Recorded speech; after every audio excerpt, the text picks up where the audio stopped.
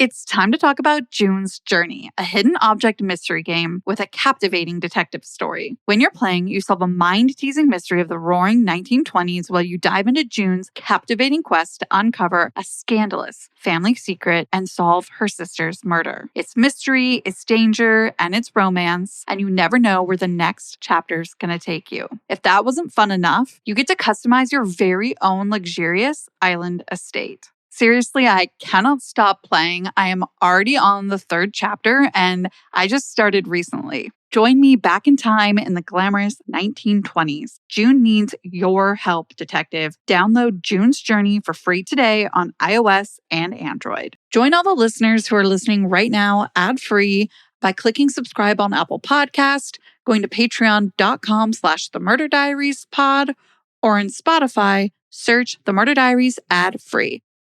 Today on the Murder Diaries, we're speaking with our friend, Angelique Cruz, who bravely survived an attempted fetal abduction in 2011. Since then, she's become an advocate and voice for the voiceless in the true crime community. Now, here's her story in her own words.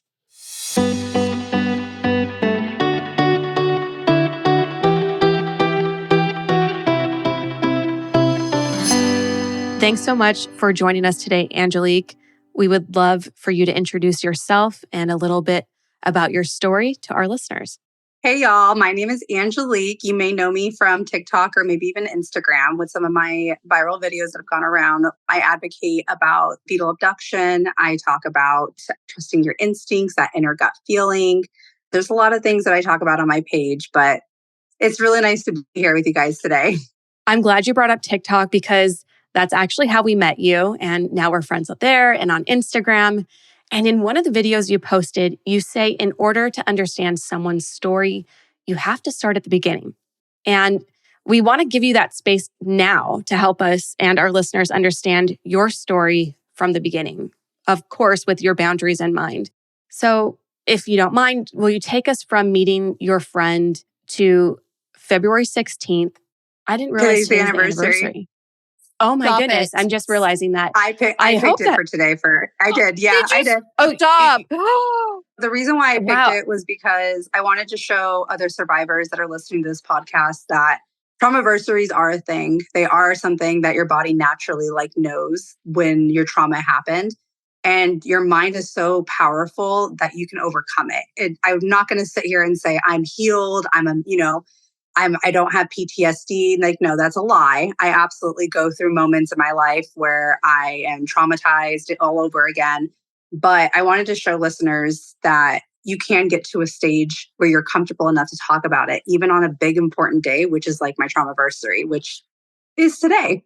Yeah. I don't know why we didn't connect the dots on the dates. I honestly wasn't even thinking about the specific number date that was today. And it just means so much that you would share part of this day with us. Wow. No, absolutely. Like I said, I really do think it's important.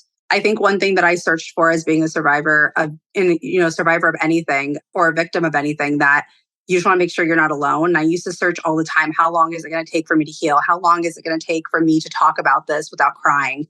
How long, these are all things that I wanted to know so badly. And this is the 13th year. And this is the first year that I have felt okay, really okay. I have lied to myself in the past and have said, oh, I'm fine, I'm healed. And then it took me a while to realize that you never actually heal.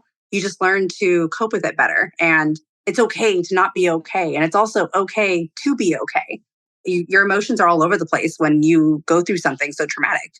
This is such a timely conversation because we actually just discussed grief anniversaries and traumaversaries with another podcaster. Her name's Ashley Lemieux. She's a grief expert. That's what she goes by, but she has her MS in counseling for grief and bereavement. And it's just so timely that it's working out, that we're talking to you on this day, right after we talked to her. And the conversations just feel so perfect because I feel like we're much more educated on it. Yes. Yes.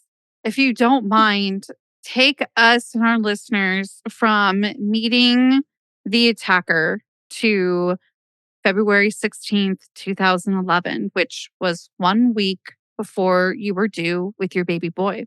We were just normal teenagers. I do want to state that, just normal teenagers like any other person, and seniors in high school. And we lived in a small town, and it was in Maricopa, Arizona. Now, it was a small town, so I knew everybody and nobody was pregnant.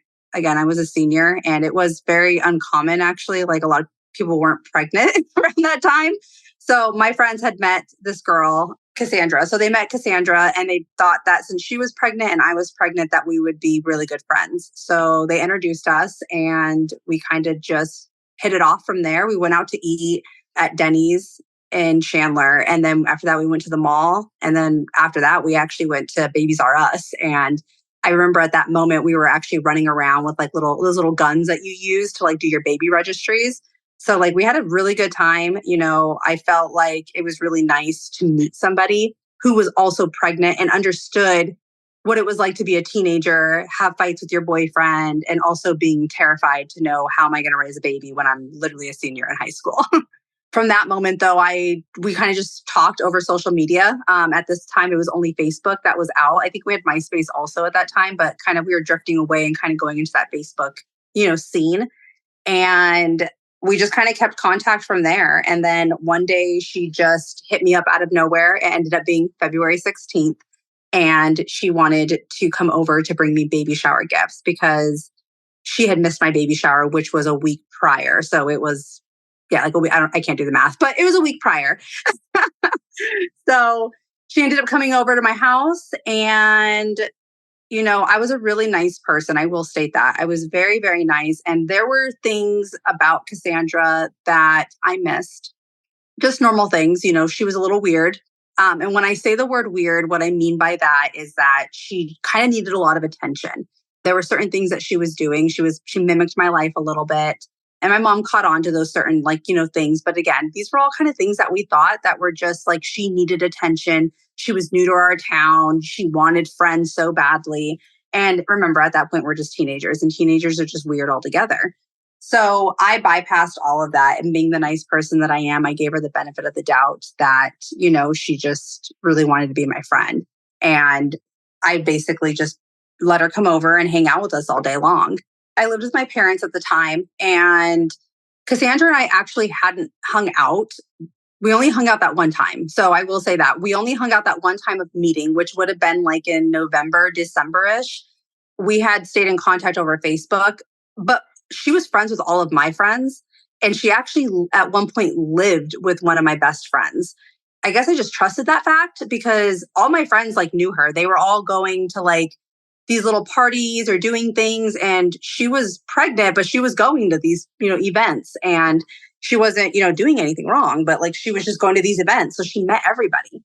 That just happened to be the only time that me and her had actually connected in person. But again, we talked over Facebook all the time. We made plans, but I was very flaky. I'm not going to lie. I was a very flaky person. And I was just pregnant. I didn't feel good. The last couple months of my pregnancy, I just was not feeling good. I ended up having preeclampsia, which makes more sense as to why I was not feeling great. And so I would always make plans and then just kind of brush them off. I invited her to my baby shower. She wasn't able to come. So on February 16th, she had asked me, hey, would it be okay if I came over? I know you don't want to go out, but can I come over and bring you the baby shower gifts and just hang out with you? And I had blown her off so many times. And I remember actually having a discussion with my mom, telling her a couple days prior how bad I felt by brushing her off all the time. And the weird part about it, now, hindsight 2020, kind of looking back, I just had this weird feeling about Cassandra that I did not listen to. Knowing now as I'm older and knowing now to listen to that gut feeling, it's crazy that I just had this weird feeling about her as a person. But my mom was like, Angelique, give her a chance, let her come over. And I was like, what harm could happen? My mom's home, my brothers are home. It's just a friend coming over. So I let her come over. Little did I know that letting her come over would literally change my life forever. So she got there and your family's home. And you guys go and hang out in your bedroom and just chill? Or what happens next? Yeah, so we spent all day in the living room with my mom. I think at that moment, it was 16 and Pregnant that was on. So we watched a lot of 16 and Pregnant. She was probably there from morning to night. So it feels like when I talk about it, like there was a lot that happened. But the only thing I can really remember is just watching TV and eating, which was like the best thing of my life at that point. You're pregnant. So that's pretty much what we did the whole time. Just talked, ate, and watched a lot of TV. And I do remember at one point, I felt kind of awkward because I was kind of not doing anything with her, just watching TV. So I remember yawning and like trying to like get her to like get the hint that like I'm tired or like maybe like it's time to go home type of thing. And she wasn't getting it. And she ended up telling me that she didn't have a ride back home. She actually didn't have her key. So she kept making up excuses as to why she could not leave. And so I finally just gave in and was just like, it's fine. Like, you can stay here because I am a nice person. That's why I state how you stated at the beginning, in order to understand somebody's story, you have to start from the beginning because you have to understand who that person is and why they allowed that to happen. You have to know what their boundaries are. Every person is different. And I happen to be that type of person that does want to please people and make people happy. And I'm also just extremely nice. Sometimes I'm too nice, and it's something that I've recognized. But that's kind of one thing that I always tell people, before you judge, you can't judge somebody until you know who that person is. And that's what ends up happening a lot with true crime altogether, just with true crime. People don't know who that person is. So it's easy to judge them. Sorry, but to get back on track, all day long, she kept trying to get me to go to the park. So she called me lazy at one point because she wanted me to go for a walk with her. And I was just big and pregnant and I don't want to leave. And so I remember when my mom left to football practice, she had offered for us to come with her. She was like, Angelique, do you want to come with us? And we'll all go for a walk. Like, it's nice outside. It's about to be like, it's the evening. And I was like, you know what? Yeah, like, let's do that. So I told Cassandra, hey, let's go for a walk. And immediately she was just not okay with that. She did not want to go for a walk. She did not want to go outside. She did not want to leave my house. She only wanted to stay there with me. And it was really weird. But like I told my mom, it's fine. Like, it's okay. Like, we'll just stay home. I think she made up an excuse like her stomach was hurting or something along those lines. And remember, she's pregnant also. So at this moment, I'm also trying to do what's right by whatever she wants to because she's also pregnant. Maybe she doesn't feel good or she's feeling nauseated.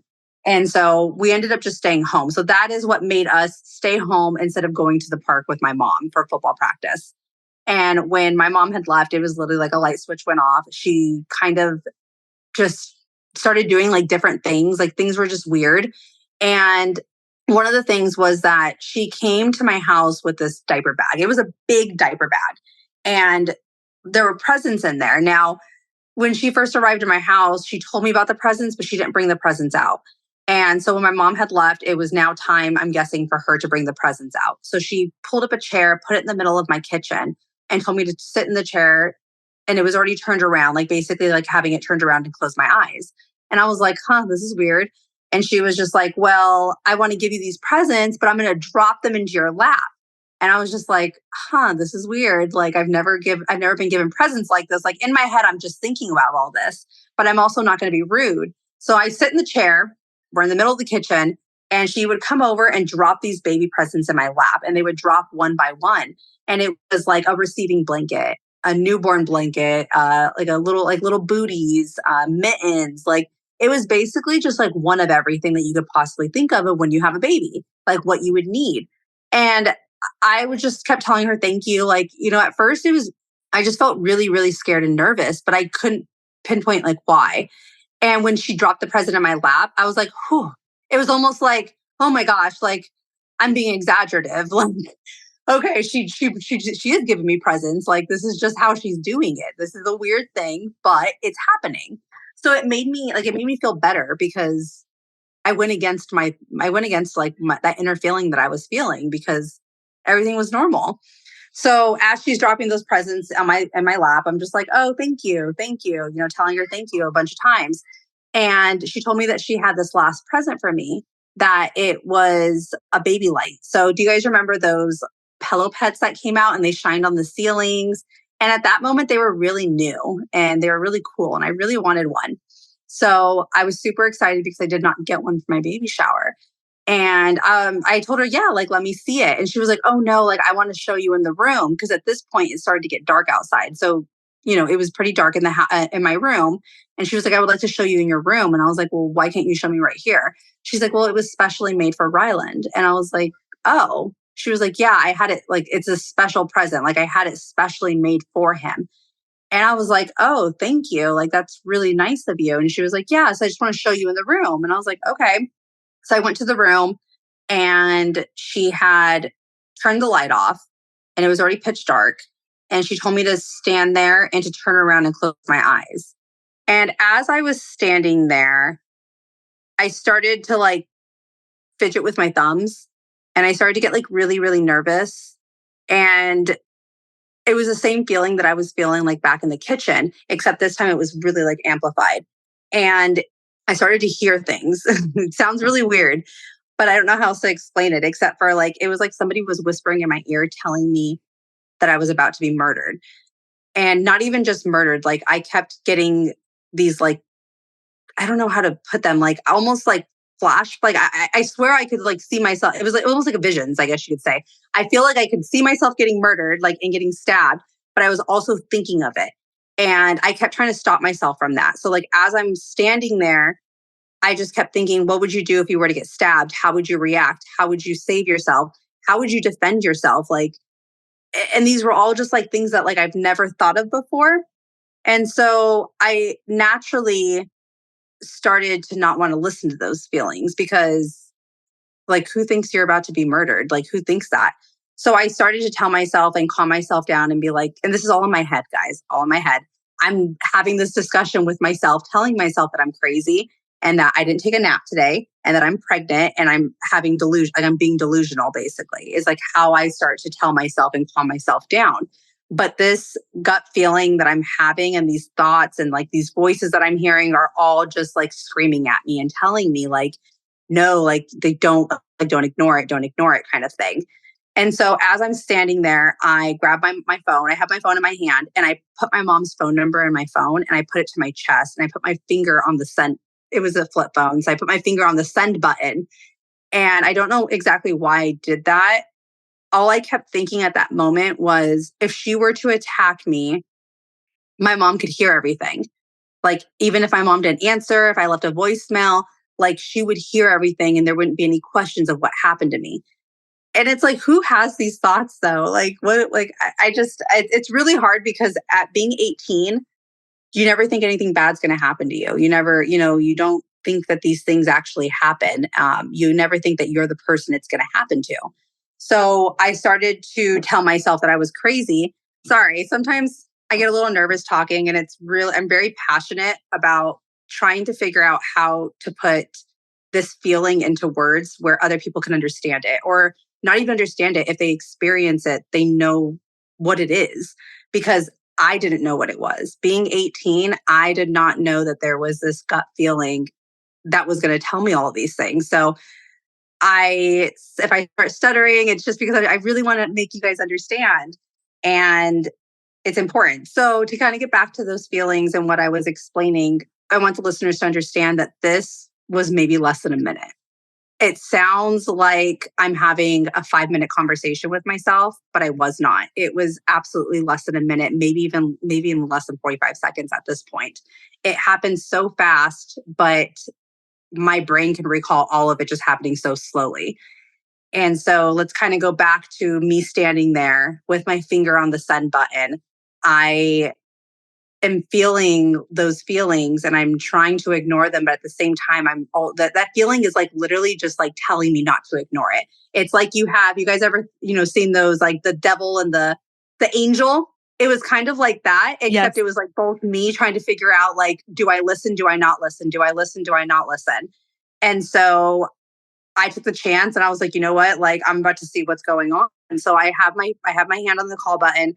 I turn my body sideways. And when I do that to see her, my bed is right behind me. So I make an excuse that my back is hurting. I'm like, well, you're taking a long time.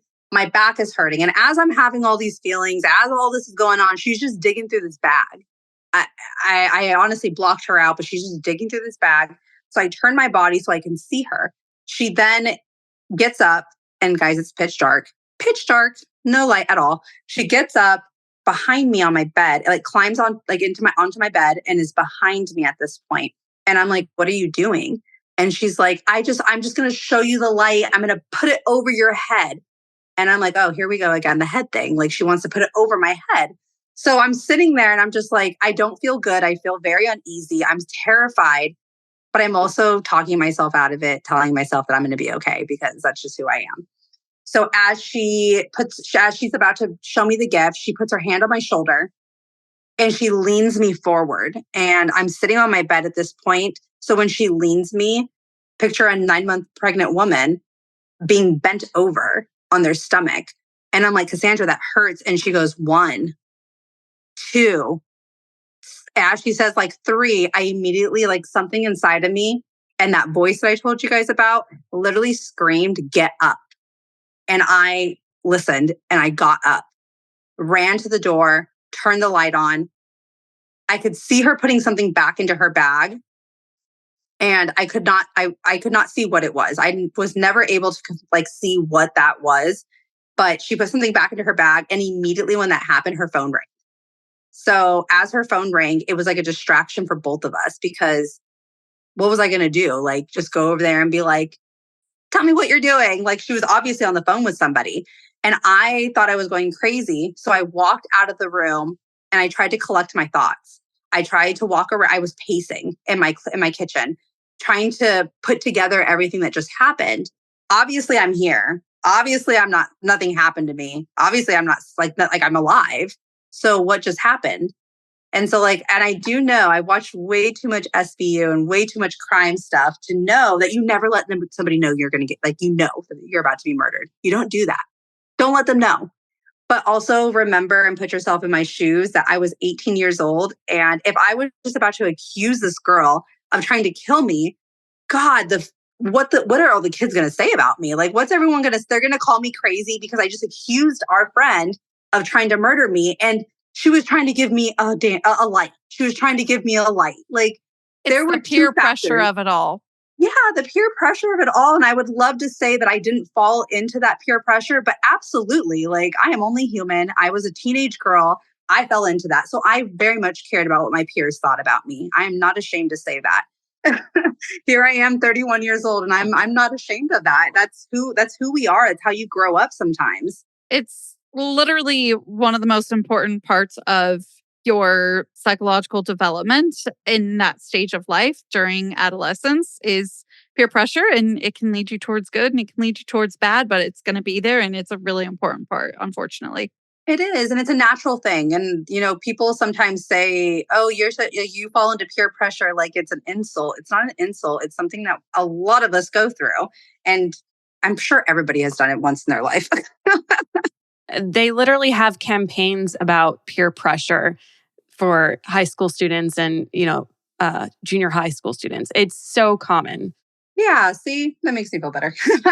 It's part of Erickson's psychological developmental model, probably like flipping what it should be called all these years post-college, but it's literally part of like a central process. So, okay, see, there we go.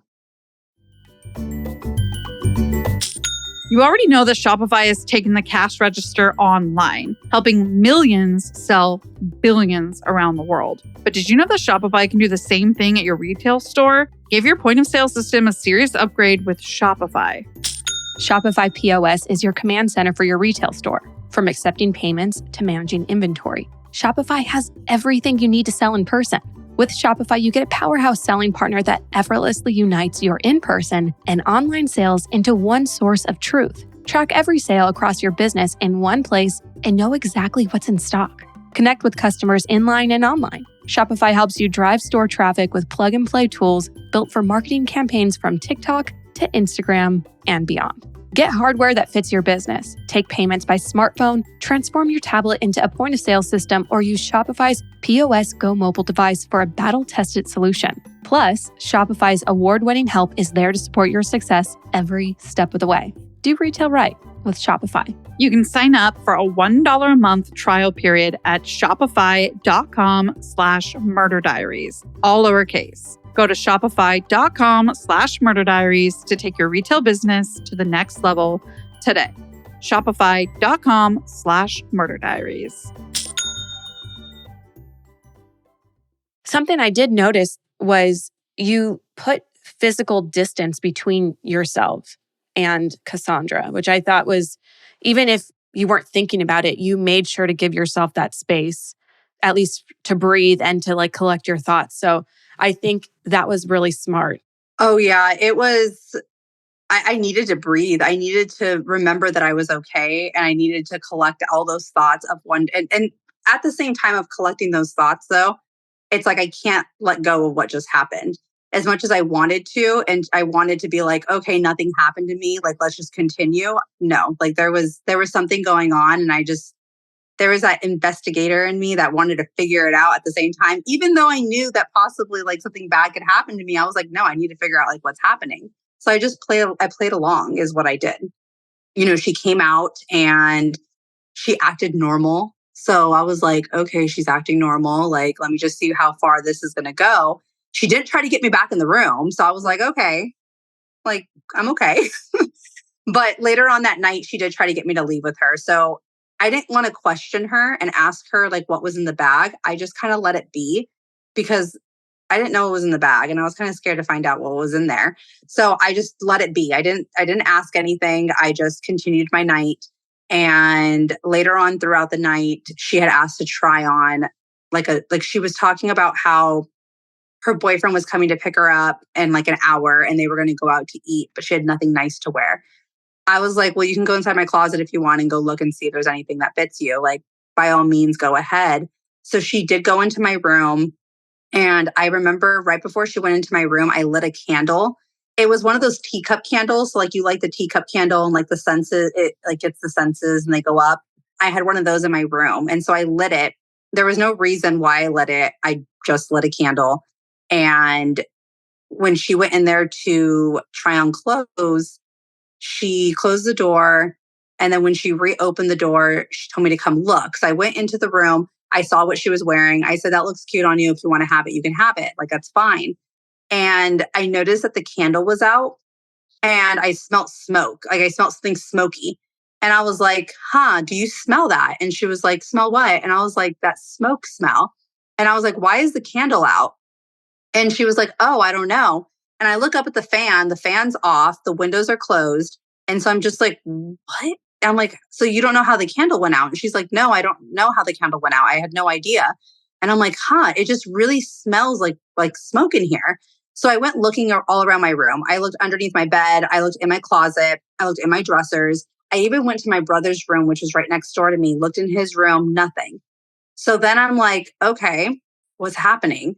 So then I decide to light another candle because I am convinced that she is setting my room on fire. I don't know how I don't know why that's instantly what I thought. But at this point, I just thought that something was going on. So I lit another candle as a test and I put it in my room. And then she goes, oh, I'm going to try this other dress on. I was like, yeah, go ahead. Try the other dress on. So she tried the other dress on. And as she's trying the dress on, I stand next to my pantry, which is diagonal from my room. And I'm literally looking if I'm on the pantry door, I'm literally looking at my room and I can see her shadow pacing back and forth, back and forth, back and forth.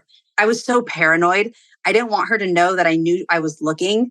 So I pretended to like go through chips and I was like, Cassandra, do you want some chips? Like, do you want some Doritos? Like, and she was responding back to me, no, but I could see her shadow pacing. So whatever was going on in that room, she was nervous.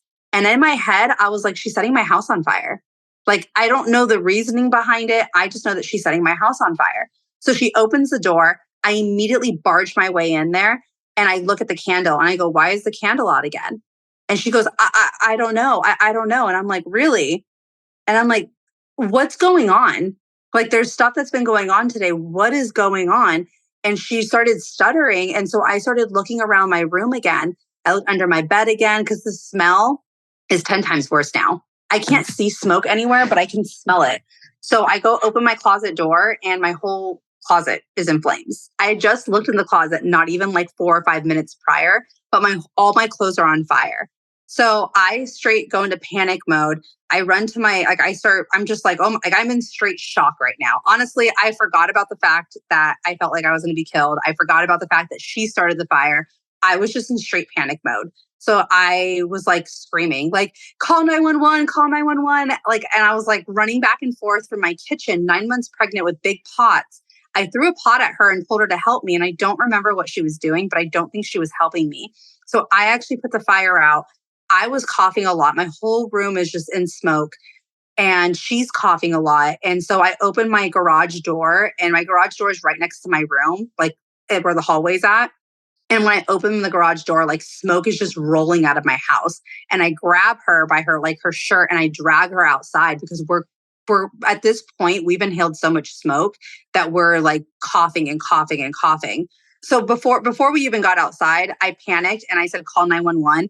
Well, I just grabbed my phone and I pressed send, and it called my best friend. And I'm just screaming, call 911, or my house is on fire, call 911. And he's like, okay. And he lives down the street from me. So he immediately rushes over with his mom.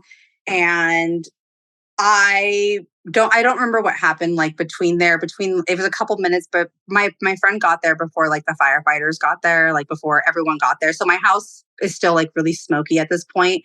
I thought that I put the fire out, but Cassandra went outside and she was on the phone barefoot, like walking up and down my street, just talking to somebody. My friend's name, his name is Skylar. He was like, what's going on? And I was like, can I talk to you like just you and I? And he's like, yeah. And at this point, Skylar's mom is calling my parents like, hey, we're at your house right now. Your house is on fire. Like, Ange is freaking out. I don't know what's going on. So like they're talking. My mom is on the phone talking with his mom. So I pull Skylar to the side and I'm like, Skylar, can I talk to you? And he's like, yeah. He's like, what's the matter? Like, what's going on? And I was like, Skylar, I'm going to tell you something. And I just need you to believe me. I need you just to believe me and not question me and just listen. And he's like, okay. And I was like, listen, I think she was trying to kill me. I specifically think she was trying to stab me. I don't know why. I think she started my house on fire. I don't know what's going on. I think she's jealous of my life because I don't know why anybody would want to hurt me. But these are all the feelings that I'm having. And that's exactly how I'm talking to him, like a crazy person. I'm just talking and rambling. And he is looking at me with his mouth open, like, you thought she was going to kill you? And I'm like, yeah, I think she was going to stab me. I think she had a knife to my back. I could feel it. Like, I don't know how else to explain this to you. And he was like, okay. Like, he didn't believe me, but he wanted to believe me. And he was trying to support me. And he's like, okay, well, let's try to figure out what's going on. The cops are coming up. And so at this point, I feel safe because the cops are there. The paramedics are there. The firefighters are there. I am having full-on contractions at this point because I am 9 months pregnant and I inhaled a bunch of smoke. And so I start to get checked out. I see the firefighters going in and the fire had restarted. So I put the fire out, but I didn't put it out all the way. So the fire did restart. So everybody's inside doing what they're doing. My mom and dad are inside trying to figure out what's going on. I am sitting with the paramedics, scared out of my mind right at this point. I am so sorry. I know I just cussed. But that is what's going on. I am scared out of my mind. So I'm sitting there with the paramedics and she also is having contractions. So she's having these contractions like I am. She's mimicking me, following my lead. And I just look at the paramedics. They're giving me oxygen. They're giving her oxygen. And my mom is like, Angelique, are you okay? And like, I start to feel better after the oxygen and after me like breathing. My contractions are slowing down. I decide I don't want to go to the hospital. And my mom is just like worried about me. And I'm like, Mom, like go check on Cassandra. That's who I am. Even with the girl that tries to kill me and sets my house on fire, I'm still like, go check on Cassandra because something's happening with her. For our listeners, I want to specify that when Angelique is talking about Cassandra having contractions, she's using air quotes. Yes, she is having these contractions, air quote, just like I am. She's mimicking everything that I'm doing. And I tell my mom to go check on her. My mom stands over next to her. My mom starts to catch on to what's happening. Also, I forgot to tell you, I made Skylar pinky promise me that he was not going to tell anybody that I thought she was trying to kill me. So that's a big pinky promise. At that point, that's like, you can't tell anybody anything. So as I'm, telling my mom to go over to Cassandra, check on her, my mom starts to catch on to that Cassandra's lying. because all the stuff that she gave us, like where she lived, her phone number, her name, everything, how many months she was, everything was not the same as what she told us. So my mom's like starting to catch on, like, this girl's a liar or something's going on. I get released. Like, they tell me, okay, your levels are better. So I just, am standing. I think I go back inside at this point, and I see Skylar talking to his mom. Soon after, I see his mom go to my mom. And then soon after that, I see like these eyes, like where they're looking at me, and I can tell they're talking about me. And I look at Skylar and I go, "Did you tell your mom?" And he's like, "I had to, Angelique. Like, at this point, Cassandra's being weird right now. And if she was trying to kill you, like, we need to know. Like, the cops are here. This is the time for an investigation. Like, if something's happening, we need to know." And I just look at him and I give the biggest sigh. And I'm just like, "Thank you. Like, thank you." I wouldn't have had the guts to do it because I was so scared of accusing somebody of trying to hurt me that I didn't want to say it out loud or it would be real. So he did it for me, basically. And my parents they grab me and they go, "Let's go inside." So we go inside the house and they're like, "Okay, what happened?" And I'm like, "Mom, I had this feeling. I kept thinking that she was going to stab me. I don't know how else to explain it. I think she set our house on fire." And mom just kept looking at me like, "Why though? Like, why would she do this?" And I'm like, "I have no idea." And she's like, "Well, how do you know?" And I'm like, "She had this bag with this light in it." And I'm trying to explain to them like the events that happened. And they're all looking at me like I'm crazy. Every single one of them are looking at me like I'm insane. The paramedics come in and they go, "She wants to go to the hospital. Her contractions, air quote, are getting intense. She's crying. She wants to go to the hospital." So I'm annoyed because I'm just like, okay, like, I'm the one that's 9 months pregnant, but you're the one that's going to the hospital. So, like, not annoyed, but more just like, okay, that's a little dramatic kind of thing. And so they start to grab all her stuff. And I go, wait, can I please look in that bag? And they're like, "Why?" And I said, "Because," and they give me the bag. I put the bag on top of the counter in front of everybody. And I'm like, "She kept saying she had this light in the bag. It was this light that shined on the ceilings. If the light is in there, I'm crazy." Like, obviously I am way over analyzing everything. And as I'm talking to them, I'm reaching my hand into the bag. And I immediately feel these two metal objects. And I stop and they all look at me. And like, I take the biggest deep breath and I pull them out, and they're two large butcher knives. And I drop them on the counter and I start screaming, "I told you so. I told you so. I told you so. I told you she was going to stab me. I told you I felt like I had a knife to my back." Like, I just kept saying that. And I was in shock at that point.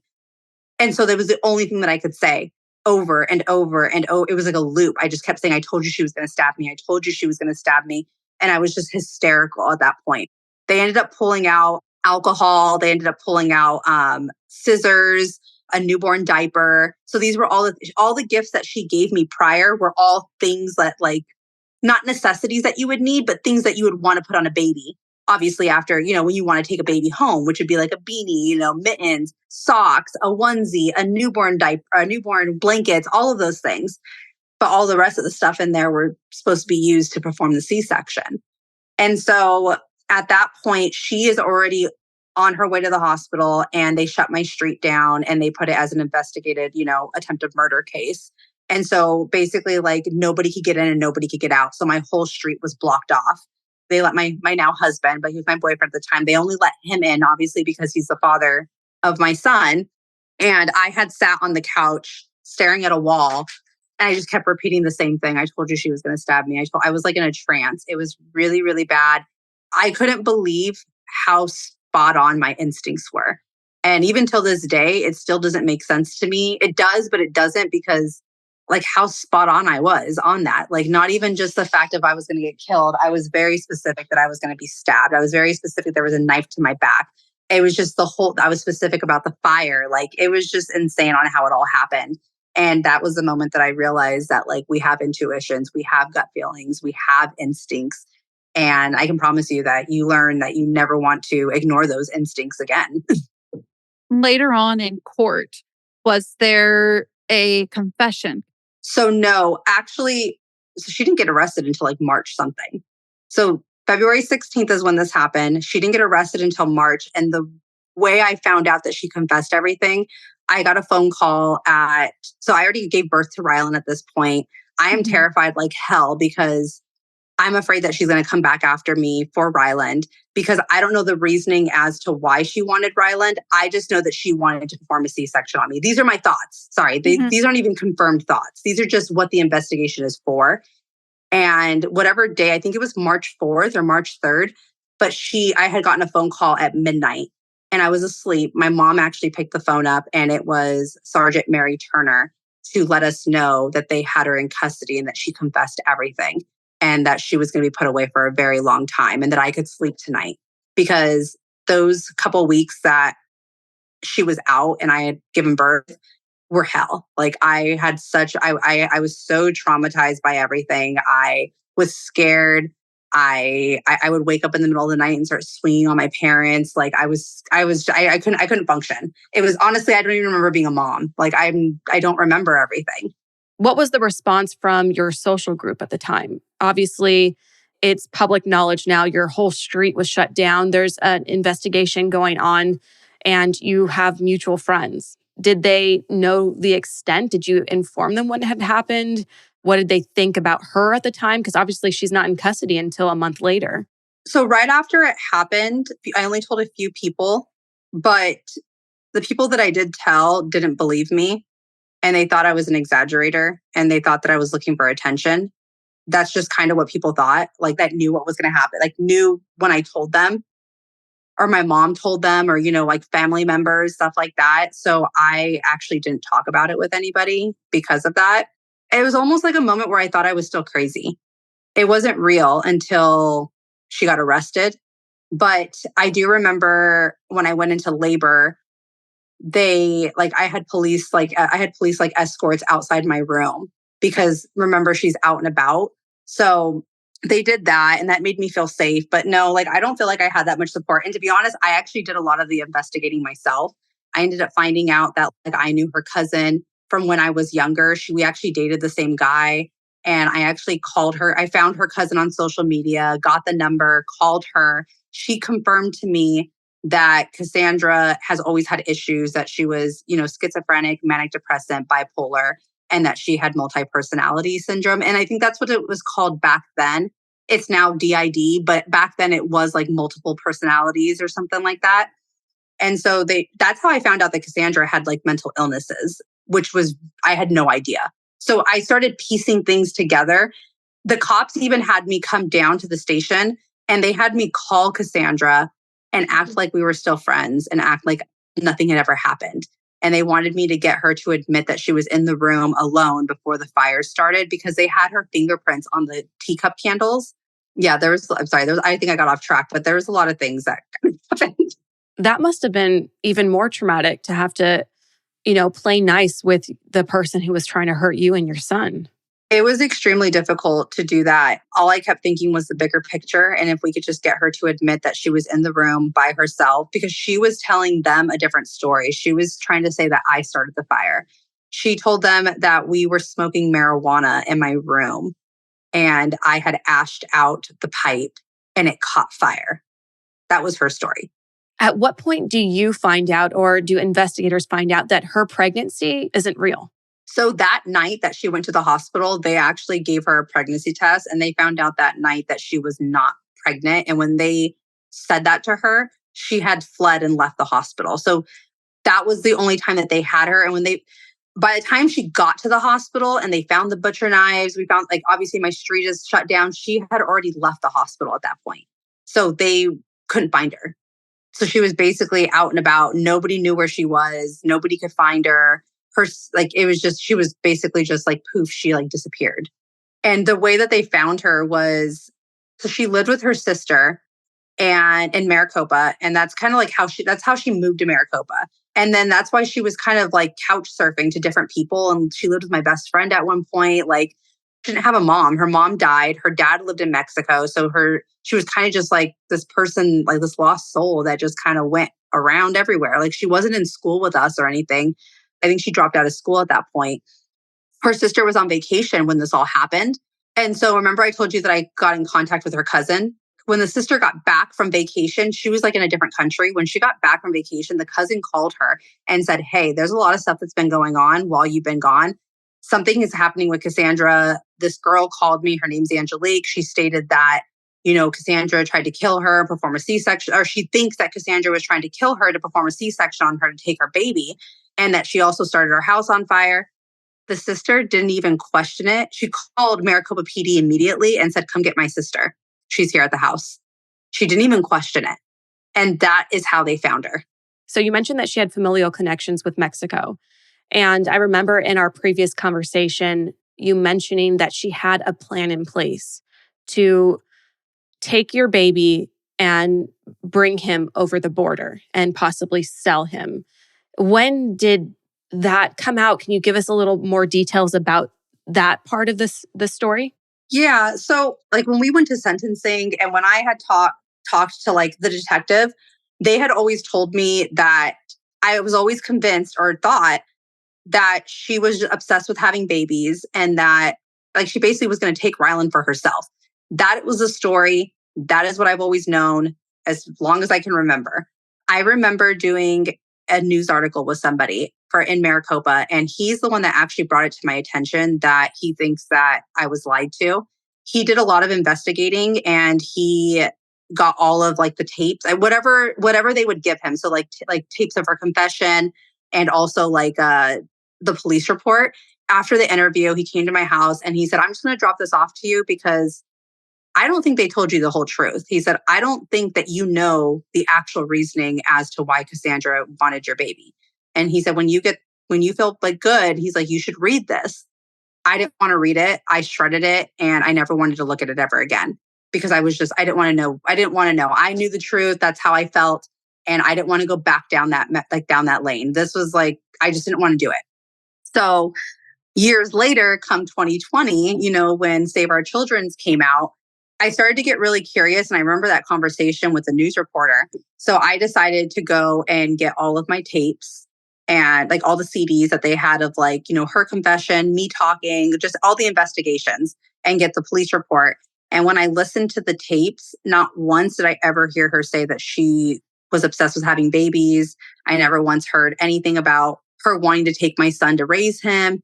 But what I did hear was a confession of her talking about how she was a part of a gang and how they had a plan to kill me, perform a C-section on my body, take my son because they already had a buyer over the border waiting for them in Mexico. And then they were going to sell Ryland, also sell some like marijuana. I think they were drug dealers. So they were also going to sell like a big stash and then just go live in Mexico at that point. And that is like what her whole confession is in all the CDs that I have. Like that's what she states. And if you guys remember, and when I barely found this out in 2020. So this all happened in 2011. Here I am in 2020 finding all of this out. And I started to remember things and piece things together, like the fact that she wanted me to go to the park. She states in the confession she wanted me to go to the park because he was waiting down the street for me in a van. They were waiting for me so they could just take me back to her house. There were also moments that I remembered where she kept trying to bribe me to come to her house that day. So she'd be like, oh, we should leave and I could go make you some food or I can make you some cookies. And I was like, no, I'm okay. Like my mom's making us lunch right now. But she was continuously trying to get me out of that house to go with her somewhere. And I just kept declining. So like when it wasn't working, she had like, and she had different plans because when plan A didn't work, there was plan B. When plan B didn't work, there was plan C.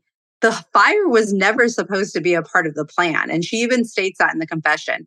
It just all worked out perfectly. And she was like, she basically, what did she say? She says that the fire was something that she didn't have, like it wasn't a part of the plan, but it worked out because then it would just burn my body with all the evidence and they would never, like they wouldn't know. My body would just be disintegrated at that point. I can barely even speak. It is so unreal with the amount of different plans of action to make this fetal abduction and ultimately murder of you happen. It's almost unbelievable that it didn't happen. If I can say it like that, I don't have softer words to say it with. I apologize for that, but it's unbelievable. There had to have been something protecting you. Those instincts that you had are really coming to mind to me right now of like, what protected you against not just one attempt with one potential way, but another and another and another and another. Unbelievable. And I'm so happy it didn't happen. I'm also extremely curious as to why they didn't tell you, I'm going to say the truth, to the confession. Do you know why they didn't? No, I don't know why. I've always, when I came out with my story on TikTok, people were like, you need to go after, Pinal County, you need to go after them. And it's just one of those things where I feel like I waited way too long. I did. I waited way too long to investigate and to want to know the truth. And all I can say is that I was so traumatized by everything. I wanted it all not to be real. So I didn't want to talk about it. I didn't want to acknowledge it, which is why when the reporter gave it to me, it was almost like, here's all the information that you've always been looking for. And immediately my response was, shred it. I literally put it through a shredder because I didn't want to know. I was too scared to know what the actual truth was. And I felt like I finally came to peace that she wanted she was behind bars too. So I didn't feel scared. I didn't feel nervous. I didn't feel like I was in harm's way. I felt good when she got sentenced. So I was like, okay, I'm okay. But when 2020 came, I had just went to her release in 2019 in August. So when I went to her release, it became more like, what did this reporter say to me? And then I saw Save Our Children about, pedophiles and about all these certain things about people trafficking other kids. And it became more real. And it started to I was very curious. And I knew there was nothing I could do about it, but I was like, I want to know the truth. Like now that she's out and about and now that she's out in this world in the same state that I am, like I absolutely just need to know what happened. And I felt more confident to know. So I went down the rabbit hole, and that's kind of the rabbit hole I got myself into. But I obviously would like to know the truth, but I don't believe that I'll ever actually know it. I believe that I just waited way too long to do something about it. Now that Cassandra is out and about, do you ever worry about her coming back into your life? There was moments where I did. I took time off of work for a really long time, and I was actually like really nervous. But one thing that made me not feel as nervous was when I went to her release. I feel like somebody that felt like they were still upset about everything, they would stare you down and they'd intimidate you. And she wasn't like that in the court. Like when I went to her release, she was not like that. I spoke and I spoke to the board and I tried to get them to, because she was in ASH, which is the Arizona State Hospital. So I talked to the board and I wanted them to keep her because I didn't believe that she was well enough to be out. And even then, the way she would not look at me, she would not almost like she was ashamed.